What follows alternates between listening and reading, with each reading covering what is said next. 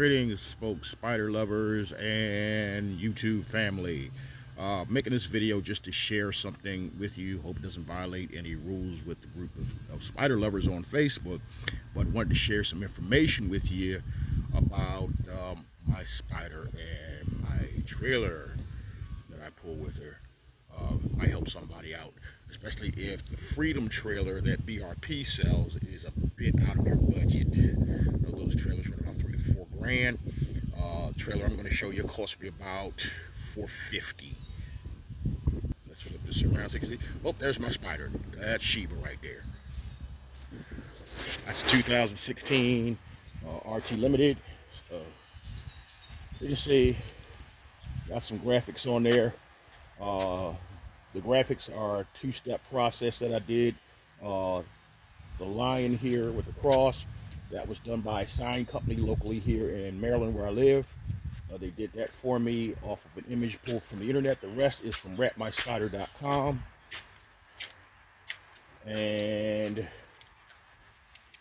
can see I've got a trailer hitch. That's not a BRP trailer hitch. That trailer hitch I think is from American Trailers, where they sell the online with the quick camp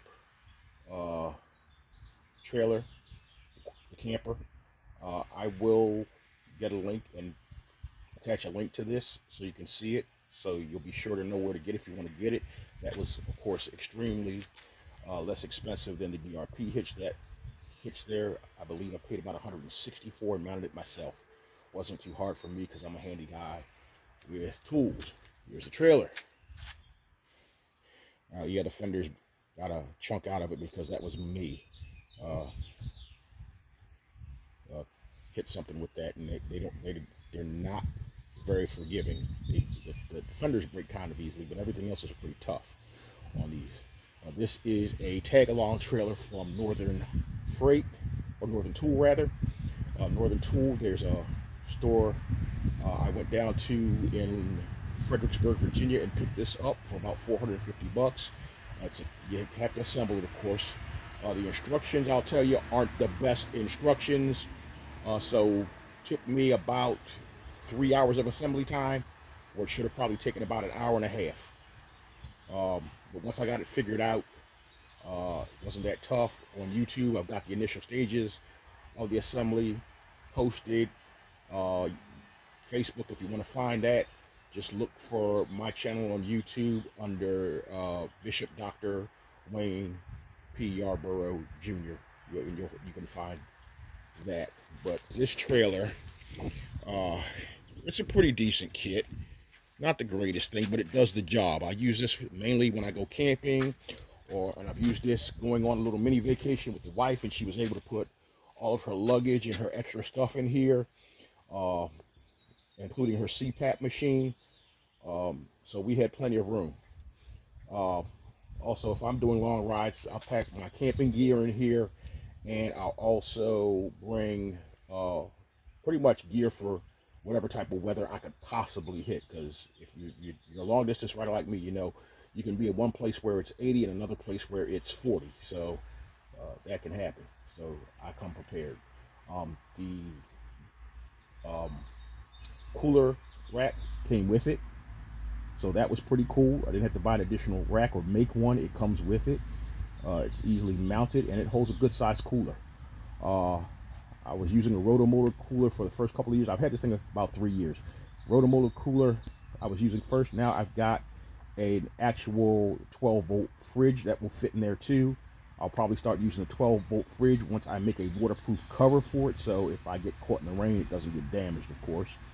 A couple of things about this trailer you're going to find when you go to buy it, particularly on the website. One, it's going to say 45 miles an hour is the limit, which I found to be weird, because on the tires itself, on the wheels, when you unpack it, it's going to say 55 miles an hour on the wheels.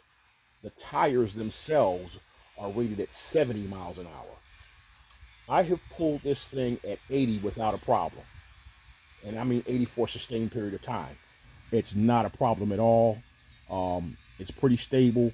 You don't really even know it's behind the spider unless you hear the chains rattling. A couple of things about it though. The latches that come with it, the lid latches that come with it, be quite frankly honest, they're plastic, they're cheap, and they suck. So I replaced them. The first time I was using this thing, I hit a pothole. It popped open and spilled a good portion of my gear on the road, and then I had to go try to recover my gear. Fortunately, I was on a back road, not on a main highway. So what I did was I went to Lowe's, and these are the latches rather, that I upgraded to. Just had to drill a couple of holes, which was easy because it's plastic. Drill a couple holes, put some bolts in there, and mount these. And these latches, hope you can see this. You see where they're starting to fade because they've been out in the sun for a couple years, but these are self-locking latches. They have a little catch on them that you have to pull and release, and then the lid just comes up. I've got some junk still in here, but they are far more secure because you can adjust the tension on them because they bolt down at the bottom, and then they just click and they're secure. They won't pop open on you, which is pretty great. So that's good. Other thing I did, the chains were way too long to mount to the Spyder, and the hooks on the chains, they weren't hooks that really secured. I was doing different processes to make those hooks work. By the way, it's a 4-pin harness, so 4-pin harness I believe I got from Can Am Spyder accessories.com for the Spyder, and hooks directly in here, and everything works perfectly lighting wise. Also, the weight limit on this trailer, if you want to know it, is about 600 pounds. I've never had close to that amount in it, maybe about 250 in it tops, and again, it rolls perfectly. It is a basic leaf spring axle on this thing. You'd think it would bounce all over the road, but it doesn't. Anyway, so the chains, back to the chains. The chains, what I did with the chains was they were way too long, and I was using duct tape to wrap around the ends to keep them coming out the holes in the trailer hitch. I was twisting the chains to try to put enough tension on it for it to happen, and they still pop out. So what I did was I cut the chains a little short, cut about 4 links out of them, went to Lowe's, got these right here, and they work perfectly.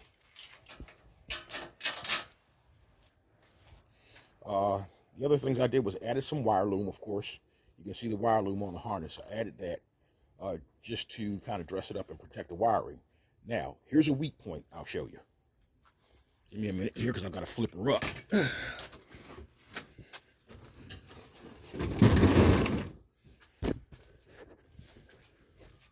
The weak point is right here.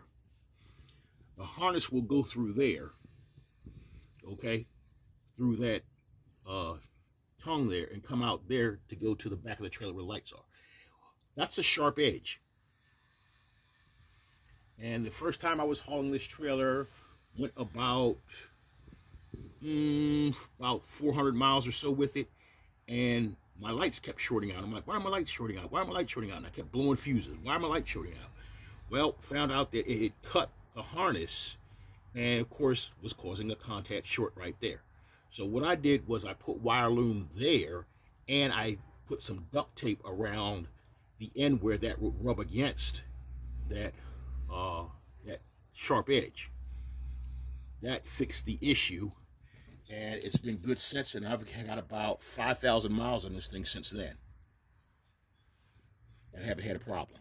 So if you're going to buy this trailer and use this kit, make sure that you protect where the harness comes out right there at that point in the middle of the frame.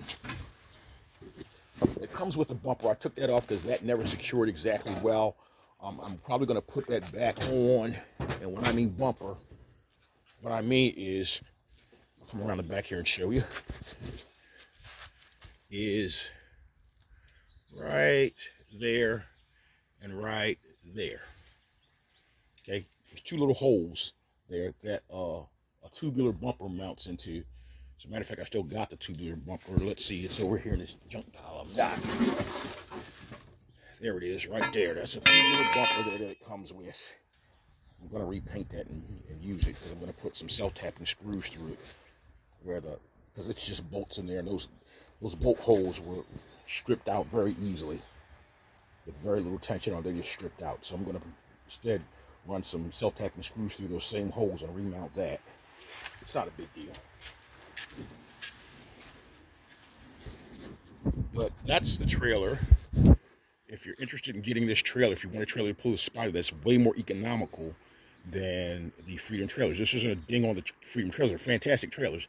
It's just I couldn't see, for me, I couldn't justify 3 or 4 grand into a trailer. So hope that helps somebody.